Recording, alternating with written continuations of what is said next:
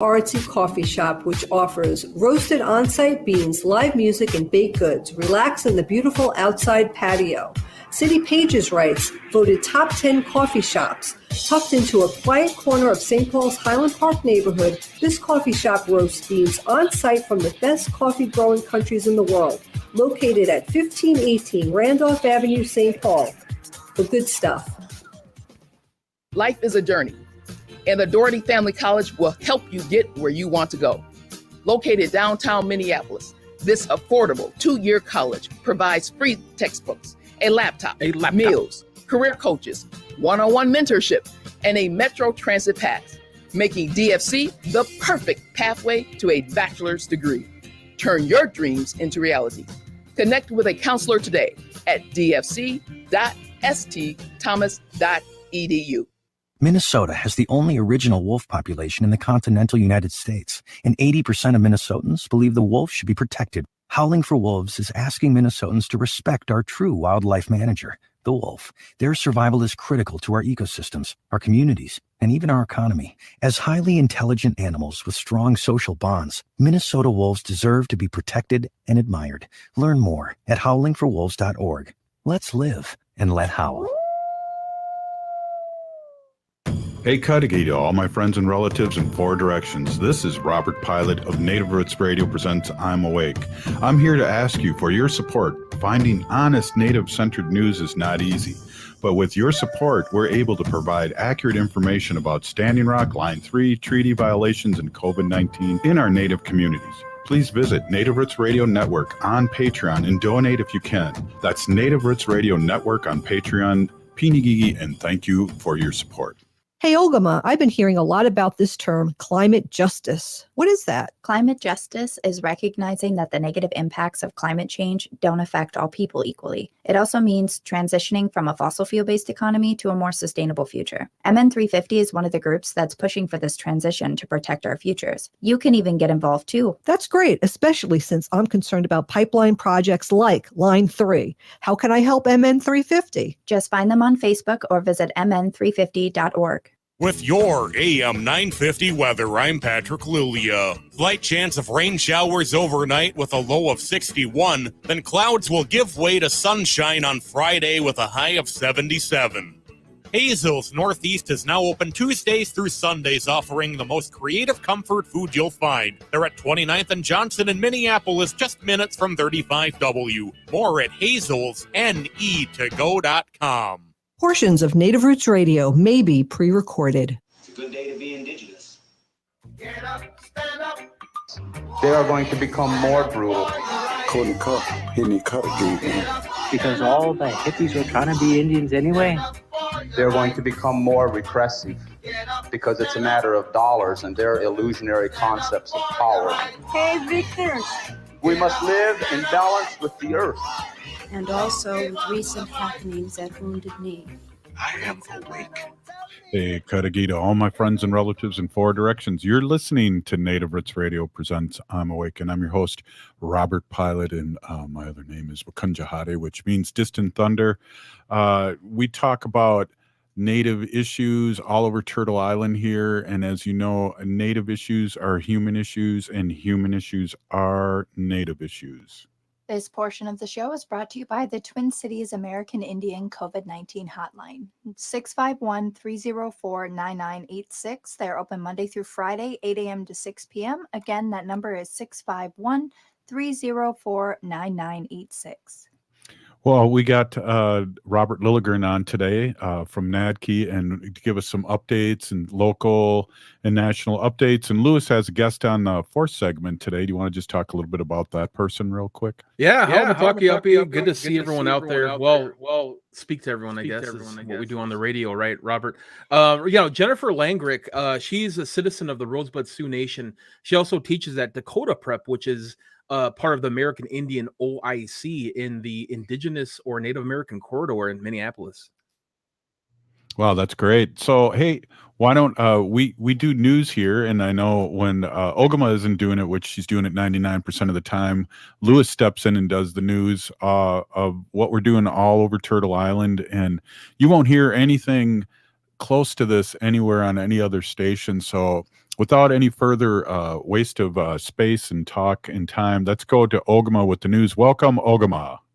Hi, Ani Bonjour, everybody. I'm Ogimaa Giniw Ikwe. I am a member of the Red Lake Nation in northern Minnesota, and I bring you some national and regional Native news on Native Roots Radio every day. This week, I wanted to again touch base on the Line 3 project here in Minnesota, as well as the Line 5 project moving over in Wisconsin. So Minnesota environmental leaders are pressing Minnesota Governor Walz, and Lieutenant Governor Flanagan to pull Line 3 permits due to Enbridge's construction problems and reporting failures.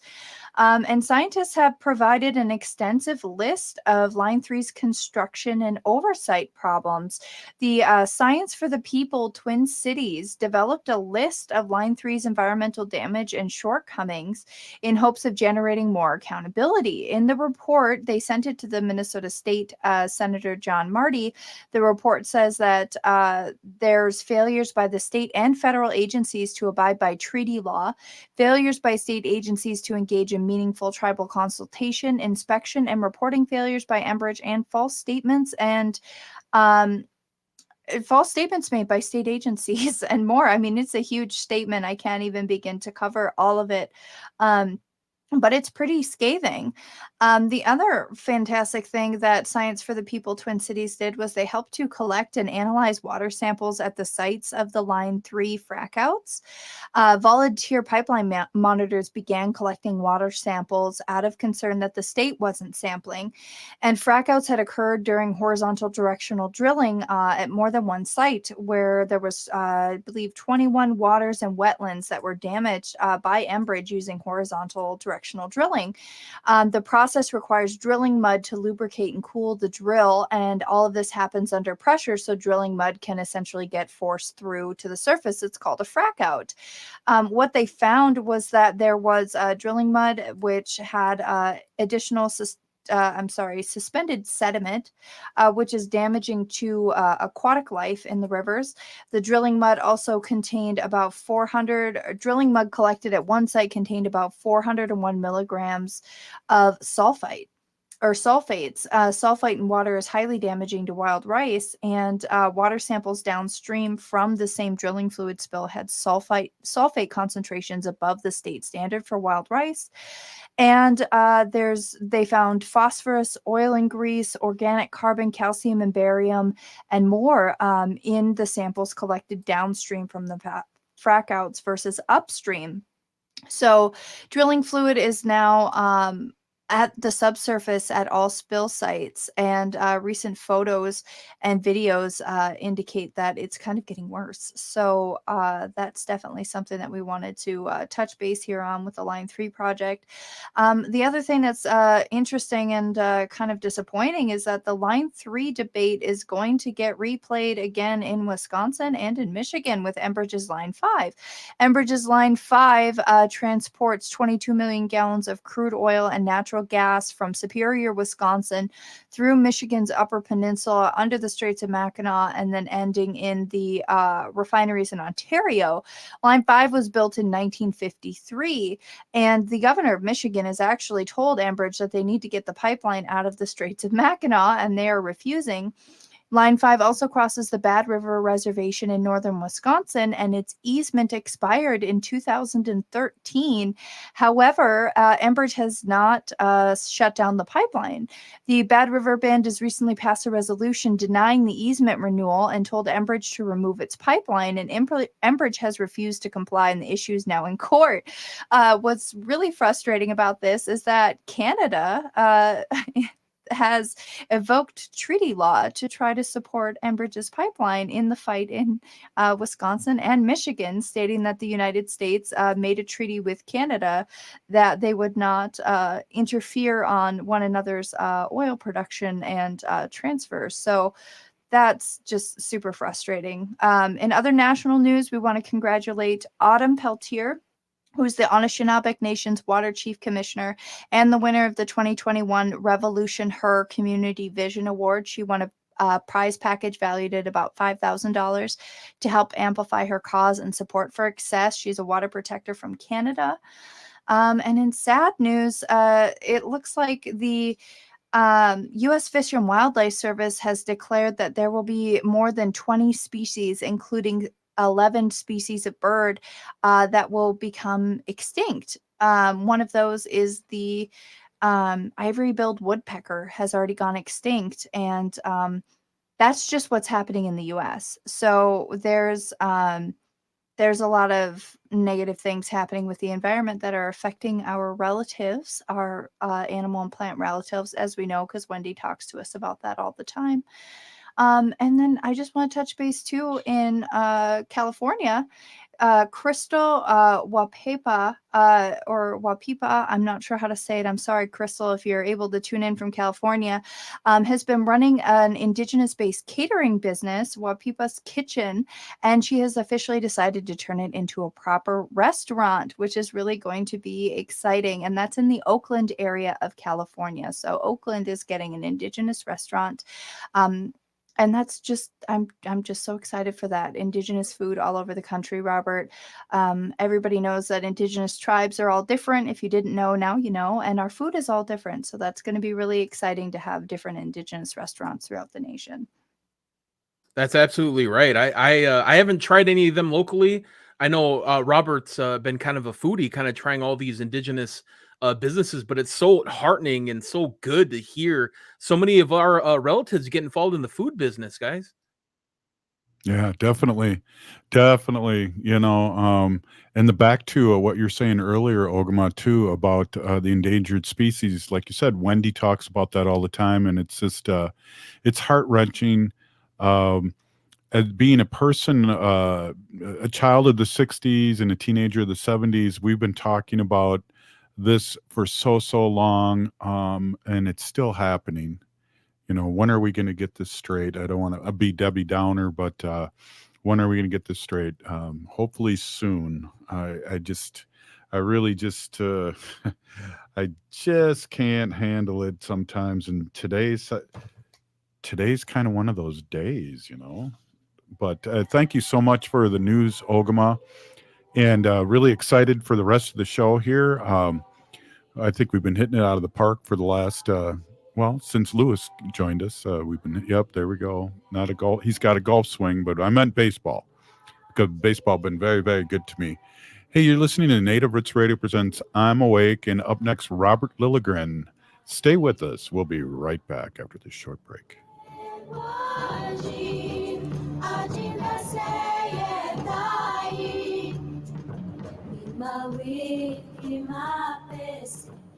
Hey, Ogimaa, I've been hearing a lot about this term, climate justice. What is that? Climate justice is recognizing that the negative impacts of climate change don't affect all people equally. It also means transitioning from a fossil fuel-based economy to a more sustainable future. MN350 is one of the groups that's pushing for this transition to protect our futures. You can even get involved too. That's great, especially since I'm concerned about pipeline projects like Line 3. How can I help MN350? Just find them on Facebook or visit mn350.org. I heard sex trafficking happens a lot in Indian country. What is that? Here are some of the real reasons why sex trafficking happens in Indian country. Unequal gender roles that were forced on us by colonization. Communities don't have enough resources. Silence around domestic and sexual violence. Lack of attention and justice for missing and murdered Indigenous people. There's a lot of behavior that keeps our communities out of balance. These are just a few true reasons why Native communities are targeted by traffickers. When these acts of violence happen in our communities, it opens us all up for exploitation. Sponsored by the Minnesota Indian Women's Sexual Assault Coalition.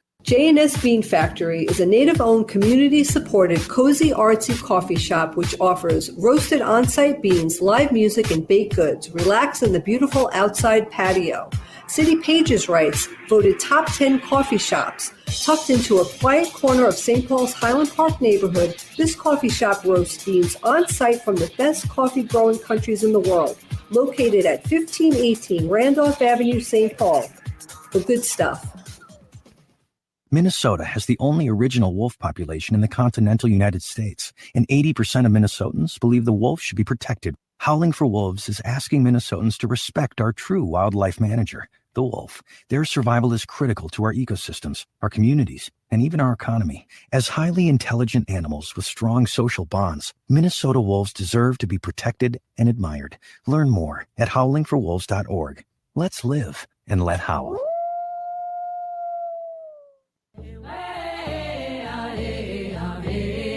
Hi, I'm Jane Fonda, and you're listening to Native Roots Radio. Hey, welcome back to Native Roots Radio presents I'm Awake, and I'm your host, Wakanja Hade. This portion of the show is brought to you by MN350, a grassroots organization fighting for climate justice. Get involved at mn350.org. Hey, thank you so much, Ogimaa. Hey, I'm here with Robert Lilligren, Director of Native American Community Development Institute, NACDI, here in Minneapolis. And we talk about some local stuff, what's happening, and national stuff. And like I say, Robert's always pretty plugged in what's happening. And I learn a lot when Robert comes on. So great to see you, Robert. Welcome to Native Roots Radio presents I'm Awake. Yeah, bonjour, Robert, and hey, Louis and Ogimaa. Nice to see you. Thanks for having me. So yeah, I saw you a little earlier today. That was awesome. Oh, yeah, down at the Four Sisters Farmers Market. Yeah, Nice definitely to had. see you Yeah, definitely, and it's always happening down there. I'd love to give them a plug and try and get there as much as possible because there's some great vegetables and fruits and things like that, and it's just one of those things where I feel like it's kind of, hey, there's Mike Gozy, hey, there's Robert Lilligren, and then be able to check in and see how everyone's doing. It is kind of a happening spot. Of course, last year was a little weird because of COVID and everything. But the year before, our market manager at the time was doing this social media thing. I don't know if you ever saw this or if you ever made the cut, Robert, but she would do fashion at Four Sisters. Did you see this? She would take photos of some of the folks that were attending the Four Sisters Farmers Market and post them on social media. And it was like, dang, we're a pretty fashionable community. I think that day I had my MERS. I had my man purse with me. I think you're right. With a little ho-chunk button on there from the Hennepin County Library. Very cool. Very cool. That a satchel, Robert, like Indiana Jones, right? Fanny pack. It's a MERS. Yeah, but hey, so Robert, what's been happening? It seems like, I don't know, I haven't talked to you in a long time. I know we were kind of crossing paths today, and you were busy, and I was talking to Ho-Chunk constituents. So that was kind of interesting, running into some of my Ho-Chunk people and telling them what's going on. So that was fun. But what's been going on? We have some new things happening at the All My Relations Art Gallery. I saw. Yeah. Well, it's kind of quiet there, right? We just are getting ready for our next show, which is going to be great. It's our gallery assistant. Her name's Juliana Enright, a Dakota woman, and she'll be having a solo show that we're just going to load in. It's going to open in about a week. So that's a big deal. And interestingly, or at least interesting to me, Juliana had this show booked before she was hired as our gallery assistant. But I'll tell you, Robert, as you know, that gallery has been a training ground for Native artists and arts professionals that have gone on to national and international careers, like Deani Whitehawk, for example, who was a former gallery director. But there's just a whole list of Native artists and arts professionals that kind of got a boost or right out of All My Relations Arts Gallery. Yeah. Hey, so when did that start? Because I think I have posters from 2012 or 13. When did that start? Yep, that would probably be about right. So the gallery itself has been in existence for 20 years, or actually this is 21 years. Last year at our gallery, we did a retrospective of the 20 years, and you really got that perspective of how many well-known artists either got their start or got our boost from the gallery. So the first 10 years, it was kind of a pop-up gallery.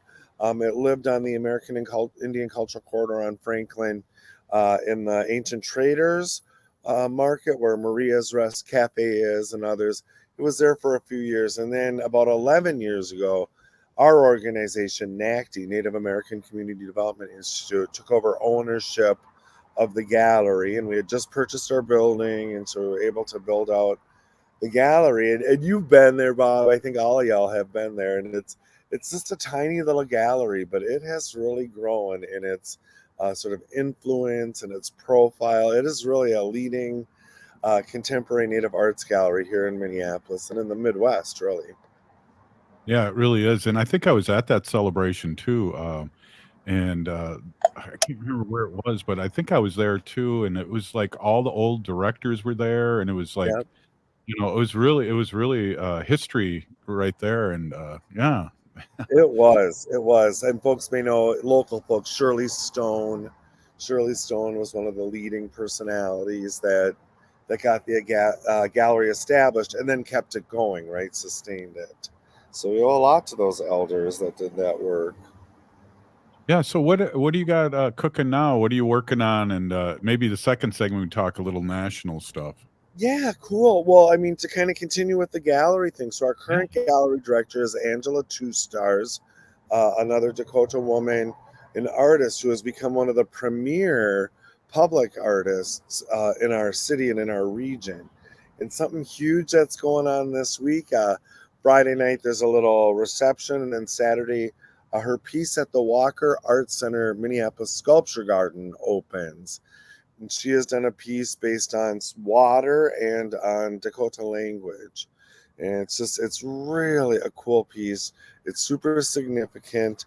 It's somewhat in response to the Walker Art Center Sculpture Garden sculpture, the scaffold that they mounted a few years back that was so offensive. And so this has been the Walker trying to do better, right? And engaging the community, really, really learning how to engage with Native artists and Native community. There's been a lot of ceremony involved and everything. But that opens this Saturday at the Minneapolis Sculpture Garden at the Walker Art Center. The piece is titled in Dakota, it's Help Each Other. But it's this beautiful moving piece, multimedia, based on water, Dakota language, really something we're seeing.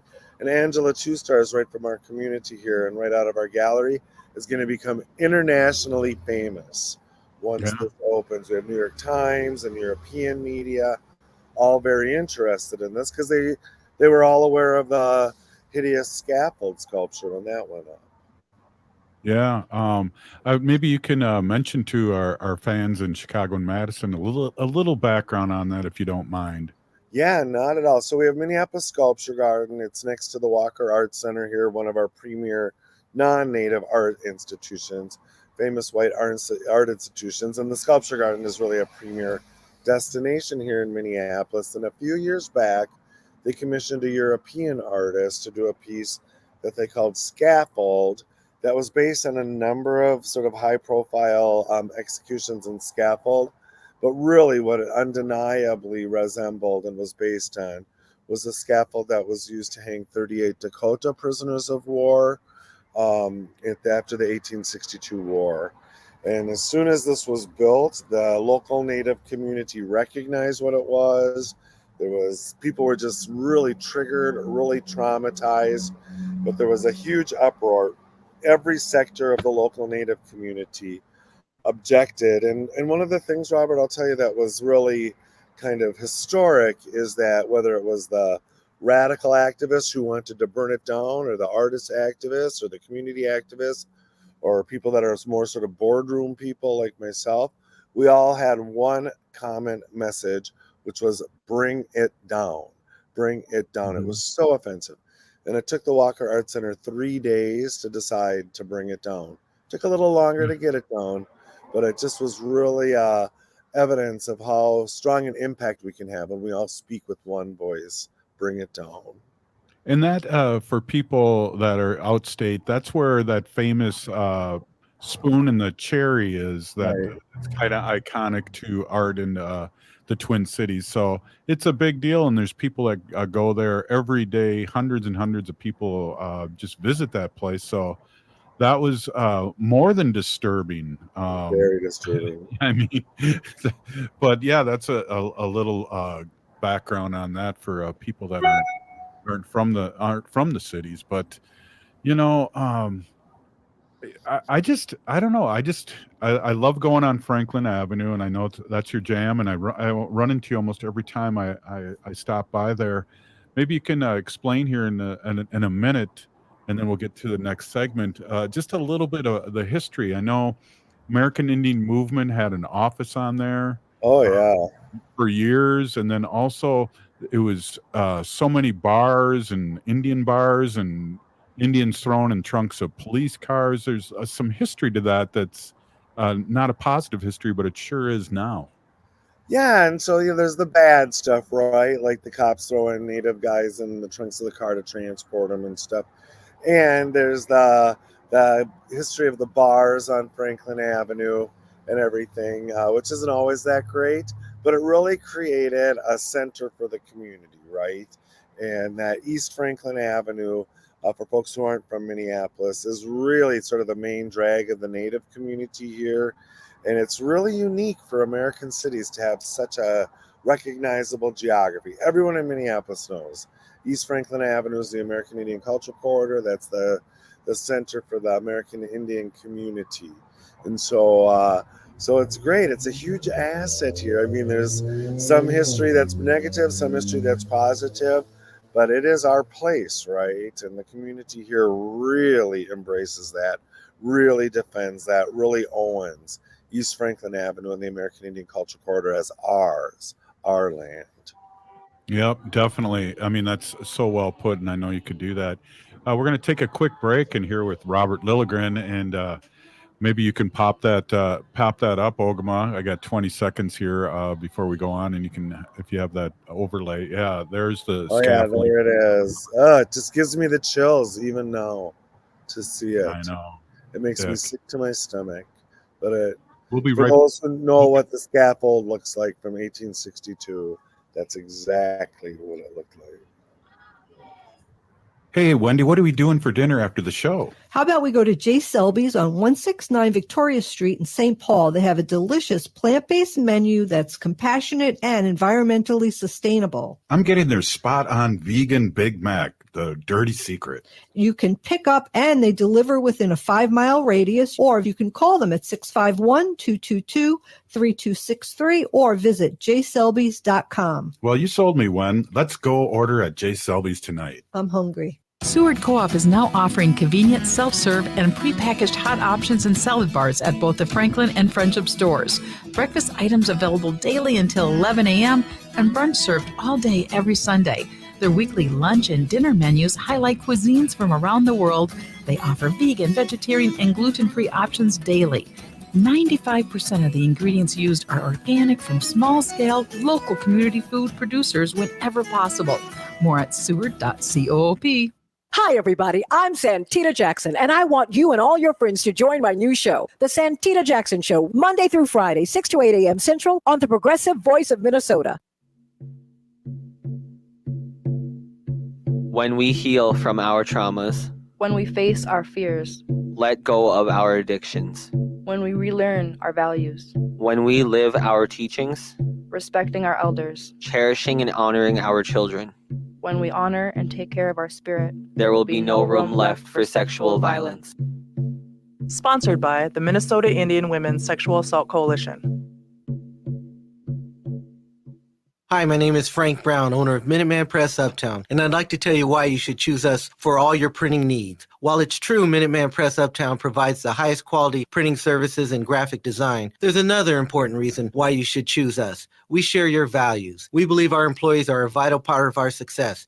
At Minuteman Press Uptown, I set out to create jobs with a living wage and benefits. I believe in second chances for people who've made mistakes in the past. We're a proud union shop and would love to earn your business. This is Chad, owner of AM 950. Frank and his team at Minuteman Press Uptown are AM 950's go-to for all printing and promotional needs. I was blown away by the knowledge and passion Minuteman Press Uptown had to help me grow my business. Even if you're not sure where to start, their graphic design team can create an effective campaign and strategy to increase your visibility. So choose a print shop who shares your values. They work with businesses, nonprofits, and political campaigns. Call 612-870-0777 or visit mpuptown.com. Ryan here with locally owned Snap Construction.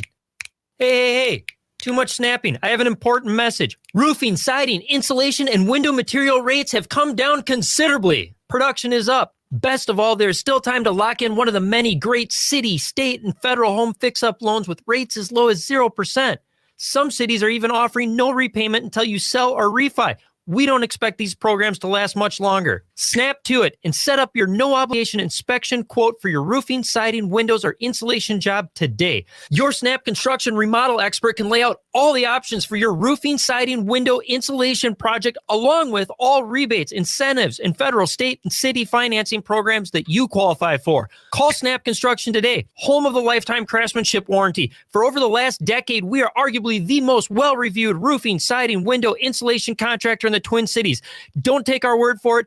Google us. Snapconstruction.com, 612-333-SNAP. With your AM 950 weather, I'm Patrick Lilia. Light chance of rain showers overnight with a low of 61. Then clouds will give way to sunshine on Friday with a high of 77. Getting your estate planning done with Schromen Law can be easy and cost-effective. Get started today at schromenlaw.com. SCHROMEN law.com.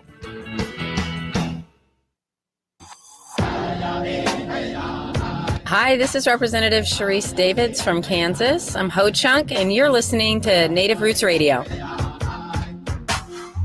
We are Elusive Nation. Hey, welcome back to Native Roots Radio presents I'm Awake. I'm your host, Robert Pilot. This portion of the show is brought to you by the Minnesota Indian Women's Sexual Assault Coalition. I also want to give a quick shout out to Lewis. Lewis, maybe you can talk a little bit, just to give us a quick blur, but Lewis does all the graphics. If you're watching us on Facebook and YouTube, it's just amazing. And I know he's an IT specialist and he's got his own business. Do you want just to give a quick shout out before we get to Robert? Yeah, Haumataki. It's good to be out here doing the good work with our community. I really love it. I'm on TikTok at that Lakota guy. Don't listen to the haters. I'm still there, that type of thing. But also, I want you to talk about your IT business too. Oh yeah, so I do a lot of IT work. If anyone out there is interested in IT, consultant, break fix stuff, that type of thing, Salesforce administration, as well as anything else, definitely hit us up here on Native Roots Radio. Yeah, and we'll get Lewis on it because he's been a great addition for Ogimaa and Wendy, and we're just happy to have him, and we want to keep him happy. So everyone, give us a call, and maybe you can work on your IT stuff. Hey, back with Robert Lilligren here. Robert Lilligren again. I have your. It's funny. I have your. What is it called?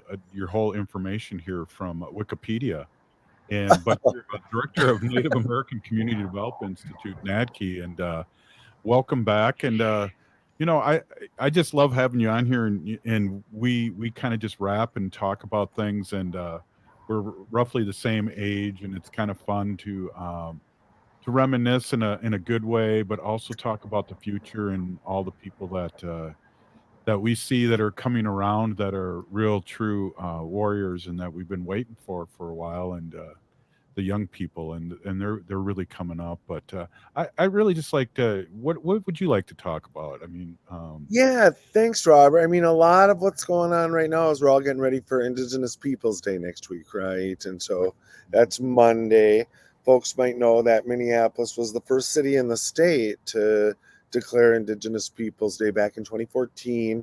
Our organization, NACDI, was a lead organizer in seeing that happen, but the community really came together and pushed for it. And then came St. Paul and other cities, and now it's statewide, right?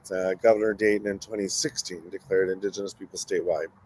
So you talk about the young people coming up and stuff. I mean, just looking at all of the activities that are being planned for next Monday and throughout the week, so we'll have our sunrise ceremony right here in Minneapolis at Epidemicoska. If folks want to head over to the west side of the lake, Epidemicoska, sunrise is about 7:20, so you want to get there by 7 o'clock or so. That's going on. The Walk on Teepee project is having a blessing of Mother Earth on Indigenous Peoples Day. That's 4 to 6 p.m. in the Lower Phelan Creek area at the Bruce Vento Wildlife Reserve. That's going on. The Franklin Avenue Library is going to have a reading in the afternoon with Diane Wilson, Dakota author, on about her seed stories. So Yeah. there's so much going on. Yeah, I know Ogimaa is going to be in DC on Monday, so we're Oh, excited to get a report from her. what are you doing there, Ogimaa? I was just going to say, I actually forgot to mention it in my news today. The People versus Fossil Fuels rally is kicking off in Washington, D.C. on Monday on Indigenous Peoples Day with an Indigenous-led protest at Washington, D.C. And then actually actions are going to happen every weekday next week. So we'll be following that pretty closely, but definitely excited to be boots on the ground there for Indigenous Peoples Day at the Capitol. I've never been before, so no better reason to go, in my opinion. Agree. Thanks for representing. That sounds really powerful. Yeah, We're gonna make her a shirt with "Baby on Board" in the back. Yeah, yeah. So she doesn't get arrested. They were joking about that yesterday. So instead of reading press, it's going to read "Baby on Board" so that hopefully it'll deter them from arresting me or something. Right. And then, Robert, you and I are going to be part of next week. I think it's on the 13th forum with the Lieutenant Governor, our whiter sister Peggy Flanagan, and having sort of a community meet and greet with the Lieutenant Governor as part of the whole Indigenous Peoples Day sort of week celebration. So lots happening. Yeah, we're excited, and I've learned as an old person now that I can't burn bridges with a flamethrower anymore like I did in my 20s. So, we have to really extend a hand and really celebrate things that are going well in our community and with our politicians.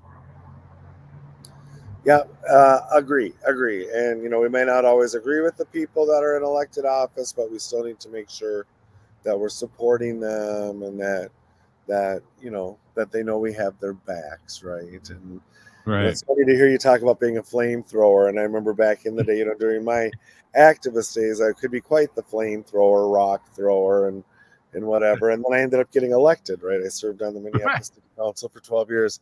And it was so funny because there'd be, especially like these corporate, kind of representatives, corporate presidents and vice presidents, that I'd be sitting across from the table as their city council member now, where for years I'd been sitting across the table of the, from them, sort of throwing rocks at them and stuff.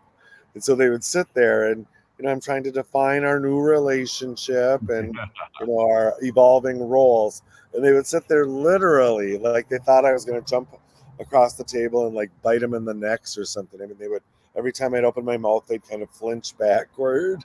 And every time I'd maybe raise my voice a little, they'd get all braced like they were ready for an attack. And it's like, hey, everyone has a role to play. Our roles are always changing. Let's figure out our new roles. I'm not that two-dimensional, right? Right. So, well, I remember too, in our younger years, we never trusted anyone over 30. Right. And now I'm like 2 times 30 and I'm going, oh, please trust me. Please trust me.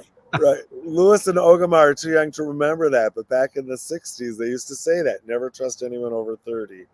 Then, of course, that whole hippie generation became 30. Then it was never trust anyone over 40.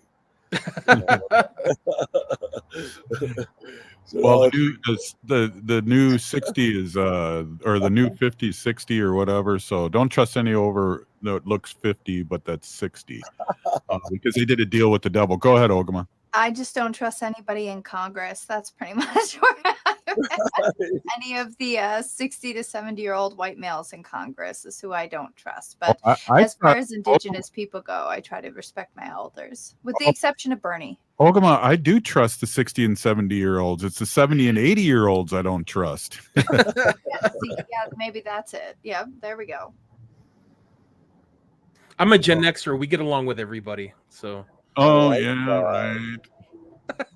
But, Robert and I have had this conversation many, many times off air when we were prepping our 2-hour show that we used to have, and because it was taped, and we're just how things have changed so much and what we've seen positive in our lifetime. I mean, there's so many things from from us being able to do our own religion. When you tell people, hey, yeah, we couldn't do our own religion until 1978, they're like, what do you mean? And even our parents saw people that, or they were people that couldn't vote in this country at one time. I mean, we can go on and on with the erasure, lack of rights that we had, Robert. Oh, for sure. I mean, it's so different now, and we've talked about this before, but I graduated from high school in 1978. So when the American Indian Freedom of Religion Act passed, and all of a sudden I grew up in the northern suburbs out in Blaine High School is where I went to school. And suddenly we had Native students coming together for recognition and things that had never happened before. And I remember we had a luncheon in my high school for I think 12 of us that were enrolled tribal members that were graduating this year. And we had gone to school together for like 12 years. And we had never self-identified as Native. So we were like, oh, you're Indian? Oh, wow, you're Indian? And some of the people, there was no denying that they were Indian. You could tell by looking at them. But for 12 years together, we'd never self-identified because there was no advantage to doing that. There was risk to identifying as Native. And so you just kind of look, that was 1978. Look where we are now, where we celebrate our students and their cultures. Quite a change. That's mind-blowing too. I have the same story, Robert, where I went to junior high with this family, and it's a pretty big family. And then years later, I find out they're Ho-Chunk. Not only are they Indian, they're Ho-Chunk. And it was like, well, I thought you were a Mexican or Italian or something. Right. Yeah. It's crazy. But yeah, we've gone through a lot and seen a lot in our lifetime. And that's what gives us a lot of hope, because we see people like our young people, like my former students and students that are learning the language. And, we never had that opportunity in high school or around then. Right. Or even you look at folks like Ogimaa and Lewis right here, people that have grown up really knowing who they are as Native people, having exposure to culture and language that we never had. Never, So it gives Right. me hope. We always build a bridge to that next generation, Robert. I always think about, if you guys ever think about those Quechua or Southern Indigenous people, they build these bridges from one top of the mountain to the other. It's quite amazing in the Andes Mountains. And I always equate that to kind of how we're doing with our next generation, is building those little bridges that connect one mountain to the other, making something impassable passable with what we're doing. I love it. Beautifully put. That is really well put. I just want to say this last thing too. I know, I'm 60, so people that were 65, 64, 66, I know that they've told me things like, I wasn't proud to be an Indian until American Indian movement got radical. And that's when they stepped up, and it was the beginning. I know there's a lot of controversy in that statement, but that's the God's honest truth. And I felt like I needed to go to Standing Rock, Robert, in order to have my own wounded knee and things like that, because I was at the in-between age. But I just want to say, hey, Pinigigi, for being on as always. Thank you so much, Robert. It's always a pleasure. Thanks for having me. All right. Hey, you're listening to Native Roots Radio presents I'm Awake. And up next with Lewis. Lewis has a guest, and we'll be back after this short break. Again, Pinigigi, Robert Lilligren. Hey, Ogimaa, I've been hearing a lot about this term, climate justice. What is that? Climate justice is recognizing that the negative impacts of climate change don't affect all people equally. It also means transitioning from a fossil fuel-based economy to a more sustainable future. MN350 is one of the groups that's pushing for this transition to protect our futures. You can even get involved too. That's great, especially since I'm concerned about pipeline projects like Line 3. How can I help MN350? Just find them on Facebook or visit mn350.org. Hey, Cudahy to all my friends and relatives in four directions. This is Robert Pilot of Native Roots Radio presents I'm Awake. I'm here to ask you for your support. Finding honest Native-centered news is not easy, but with your support, we're able to provide accurate information about Standing Rock, Line 3, treaty violations, and COVID-19 in our Native communities. Please visit Native Roots Radio Network on Patreon and donate if you can. That's Native Roots Radio Network on Patreon. Pinigigi, and thank you for your support. If you're hurting in your relationship or have been affected by sexual violence, you're not alone. Strong Hearts Native Helpline can help you through these difficult and uncertain times. Strong Hearts Helpline is a free 24/7 confidential domestic dating and sexual violence helpline for Native Americans. Help is available by calling 1-844-762-8483 or by clicking on the Chat Now icon on strongheartshelpline.org. This message is sponsored by the National Indigenous Women's Resource Center. Minnesota has the only original wolf population in the continental United States, and 80% of Minnesotans believe the wolf should be protected. Howling for Wolves is asking Minnesotans to respect our true wildlife manager, the wolf. Their survival is critical to our ecosystems, our communities, and even our economy. As highly intelligent animals with strong social bonds, Minnesota wolves deserve to be protected and admired. Learn more at howlingforwolves.org. Let's live and let howl.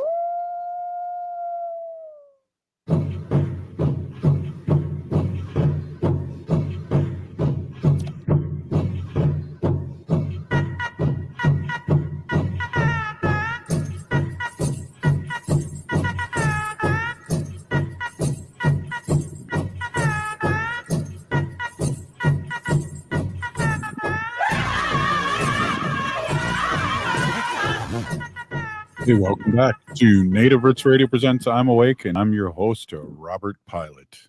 This portion of the show is brought to you by Howling for Wolves, protecting wolves for future generations. So, hey, I want to quickly hand over the show to Lewis Eagle Thunder. Lewis, take it away. Yeah, I appreciate it. Wopi Watonka, Robert, Ogimaa, and of course Wendy, not here today. Native Roots Radio, man, very powerful medium in the FM sphere, AM sphere, Madison, Chicago, and of course AM 950. We really appreciate it. Today, I have a guest here that's kind of on the front lines of when we think about indigenous education. She works as a secondary educator, teacher at the Takoda Prep Institute, which is part of the American Indian OIC. It is a accredited alternative high school for students ages 14 through 21. The school is under contract with the Minneapolis Public School District, MSP District 1, focuses on helping all students advancement in core academics. How hanka shi ampetu ptanyetu washte. Good to see you so much, relative. How are you doing? Thank you.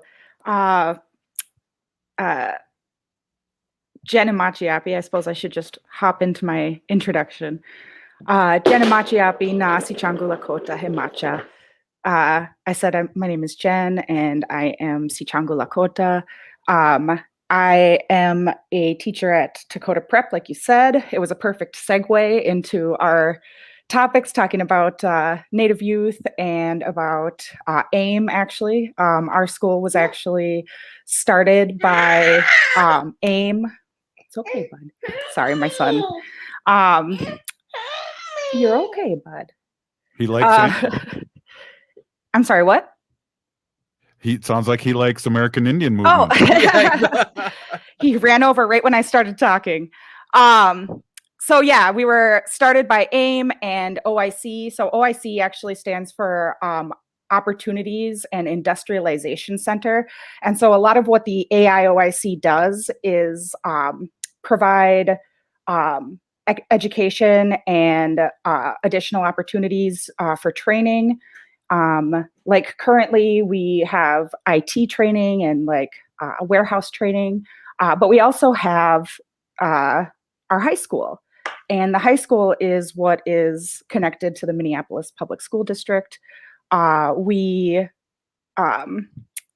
teach like quite a bit of culture within the average subjects. So I teach science and art. I'm also licensed in English education, but we are learning about force and acceleration and work, some physics topics, and I'm actually having students use teepee poles and make a travois and try to like pull it and time themselves, and I think it's going to be really fun. But we really try to layer everything with culture, kind of what you were saying previously. It's been so long that it's been basically almost for a while it was illegal to, be Native, but including in like the education sector, it's been basically just ignored. All Native topics, we've got like a little section of, during Thanksgiving time, everyone talks about Natives like briefly, and then it's not even the truth, and everyone moves on, and then we're never spoken about again. And like you said, a lot of students don't identify themselves as Native, but our school attracts almost 99% Native students that feel like they maybe weren't so successful at larger schools, and we give them the opportunity to kind of, I like to say, kind of like wrap them in the culture, because they don't have to walk into school and not be who they are, and not be acknowledged. We smudge. Yeah. We smudge, and we actually recently found an eagle that might be nesting nearby. So we think that's really amazing. Our Ojibwe teacher, Kevin Smoky Day, brought out all the students, and they put down tobacco and said their thanks, kind of honoring the Wombly.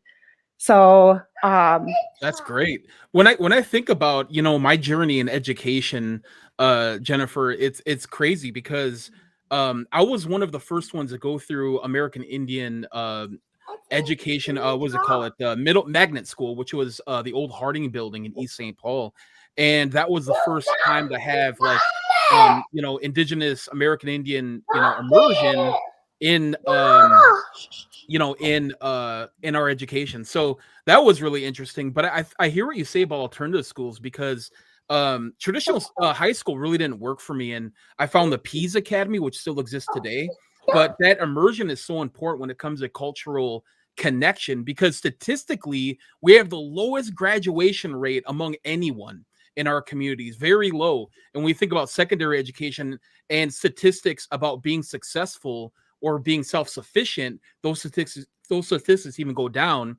And it's important to reach out to our communities, our indigenous communities, especially the American Indian Cultural Corridor, where Robert Lilligren, actually, NACDI is actually at. You guys aren't too far away from that area as well. So we're talking about Little Earth community, that whole South Minneapolis indigenous community, and, kind of serving them in that community. As an American Indian yourself, how important was it for you to get involved as a teacher and, kind of work with students that you kind of known that complex family history and things like generational trauma, family trauma that are very unique to our community? Exactly. So we are right next to Little Earth and the Cultural Corridor, like you guys were talking about earlier. And a lot of our students come from that area, but they also come from South and North and St. Paul and nearby suburbs and all over, to come specifically for that kind of cultural immersion. We also have a high school right across the street that's also an alternative school. So that's kind of an interesting setup there. But students, they get to be within that, neighborhood, within that school, within the culture, so it's a wonderful kind of layering that I think really increases student success, especially American Indian students. So we actually had 3 times the number of graduates last year than we did the previous year.